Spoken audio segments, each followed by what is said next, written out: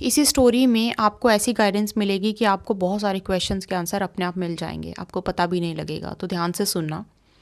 एक बार क्या होता है, एक गधे में और एक कुत्ते में कंपटीशन शर्त हो जाता है कि एक कंपटीशन करते हैं कि सिंहासन पे जो बैठेगा वही राजा होगा। लेकिन करना क्या है, 10 किलोमीटर से हम भाग के आएंगे और जो रेस में जीतेगा और पहले आके सिंहासन पे बैठेगा वही राजा बनेगा। तो दोनों के बीच में एग्रीमेंट हो जाता है। तो क्या करते हैं कि चलो ठीक है। अब कुत्ता भागता भागता भागना शुरू करता है, तो हर गली के कोने पे, हर जगह उसको गली के दूसरे कुत्ते आते हैं, उसको अटैक करते हैं, उसको मारते हैं, भौंकते हैं, काटते हैं, उसको रोकते हैं। गधा तो चलता रहता है। अब जितनी बार कुत्ता जितना तेज़ भागे, अब गधे से ज़्यादा जो है कुत्ता तेज़ भागता, भागने की कोशिश करता है। फिर आगे आके कुत्ते उसको, अपनी ही गली के कुत्ते बार बार आते हैं, काटते हैं, भौंकते हैं, लड़ाई करते हैं। वो बहुत परेशान होता है, लेकिन फिर भी वो हार नहीं मानता और भागता भागता आता है। तो देखता है सिंहासन पे गधा बैठा होता है और गधा राजा बन चुका होता है। तो यहाँ पे ना जो कुत्ते को, मतलब डॉग को, वो सिंहासन पे बैठने से रोकने वाले लोग थे ना, वो उसी के अपने गली के यार दोस्त, अपने गली के भाई बंधु, अपने गली के, वो सारे अपने थे उसके। और हम कितना मर्जी इस बात को अवॉइड कर लें, जितना मर्जी हम बोल दें, ऐसा नहीं है। आज के टाइम पे ना जो पराई हैं, जो बाहर के लोग हैं, जो दूसरे लोग हैं, जो जिनके साथ हमारा नाता नहीं है, जो उनको उतना जानते भी नहीं हैं, शायद बिल्कुल भी नहीं जानते हैं, वो शायद फिर भी आपको सपोर्ट करें।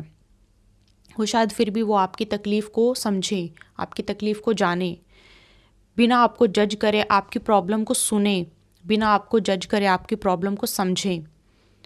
लेकिन जो आपके आसपास के होंगे, जो आपके दोस्त होंगे, जो कभी आपके साथ दोस्त रहे होंगे, जो आपके फैमिली मेम्बर्स होंगे, जिनके साथ एक टाइम पे आपका बहुत प्यार भी रहा होगा, जिनको आप अपना सोचते हो, जिनको आप अपना मानते हो, जिनके साथ शायद आपने टाइम भी स्पेंड किया है, वो आप जैसे ही आप उनको पता लगेगा ना कि आप एक रेस में हो, आप एक सक्सेस की तरफ जाने की एक दौड़ में हो, चाहे आप किसी कंपटीशन की तैयारी कर रहे हो, वही लोग आएंगे आपको बोलेंगे कि नहीं, अब तो बहुत टाइम हो गया, बहुत साल हो गए हैं, तुम बहुत टाइम से मेहनत कर रहे हो, बहुत समय बर्बाद हो गया, अब छोड़ दो।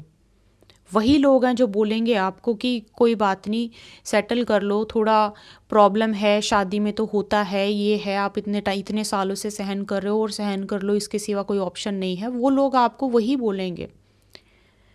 और ये इसका ना, मैं बोल रही हूँ कि इस पे तो बहुत एक बड़ी रिसर्च होनी चाहिए कि ऐसा एक्चुअली हो क्यों रहा है, ऐसा चल क्यों रहा है। बाहर वाले लोगों को फिर भी बहुत खुशी मिलती है, बाहर वाले लोग शायद खुश हो भी जाते हैं, और हो सकता है कि 100 में से 2 लोग आपके अपने खुश हो भी जाएं। ठीक है, अगर हर बोलता है ना कि पांचों जो है थालियाँ एक जैसी नहीं होती हैं, लेकिन हो सकता है कि हो भी जाएं खुश। लेकिन जो बाकी के लोग होंगे ना, वो आपको किसी तरीके से पुल डाउन करने की पूरी कोशिश करेंगे, किसी तरीके से आपका नुकसान करने की पूरी कोशिश करेंगे, किसी तरीके से आपको, आपका नुकसान ना हो लेकिन आपका फ़ायदा भी ना हो पाए, ऐसे ये चीज़ करने की बहुत कोशिश करेंगे। एक चीज़ जो इंसान ना, मतलब जीवन, मतलब ये बोलते हैं कि पैदा होने के बाद पता नहीं कैसे भूल जाता है कि हम बिल्कुल अजर अमर नहीं रहने वाले हैं, जाना तो सबको है। अब जो ज़्यादा चीज़ें प्रॉब्लम होते हैं जो आपको देखने को मिलती हैं, ये किसकी वजह से, इसका जो सबसे बड़ा रीज़न है ना, वो है जेलिस। सबसे बड़ा रीज़न जेलिस है। जेलिस ही एक ऐसा रीज़न है। अब आप अगर ध्यान से इसको बैठ के सोचोगे कि कितनी ज़िंदगी पड़ी है, कितनी पड़ी है ज़िंदगी, आप अगर ये भी सोच लो कि चलो 20 साल पड़े हैं ज़िंदगी के, 25 साल, हालांकि हमें तो ये भी नहीं पता कि अगले 2 घंटे भी हमारे अपने हैं कि नहीं हैं, तो उसमें भी हम जलन और जलन जलन जलन में लोग जलते हैं, लोग दूसरों का नुकसान हो जाए, दूसरों का ये हो जाए, दूसरों का वो हो जाए, इसमें अपनी आधी से ज़्यादा ज़िंदगी तो निकाल देते हैं। और आने वाली ज़िंदगी भी ऐसे करते करते तो सुकून नहीं है लाइफ में, बिल्कुल भी सुकून नहीं है। अगर सही में आगे बढ़ना है ना, हो सकता है कि आप इन लोगों में से हो कि जो खुद भी करके खुश है और चाहते हो कि दूसरों का भी अच्छा हो सकता है। अगर आगे बढ़ना है ना, ये आपके लिए गाइडेंस है, क्योंकि जो लोग आपको ड्रैग डाउन करेंगे, जैसे कि वो मैंने आपको कहानी में बताया, उसके खुद के अपने लोग ही थे वो जो उसको सिंहासन पे बैठने से रोक रहे थे, आपको रोकेंगे। अब आपके पास ऑप्शन है, या तो आप उनको सुनो मत।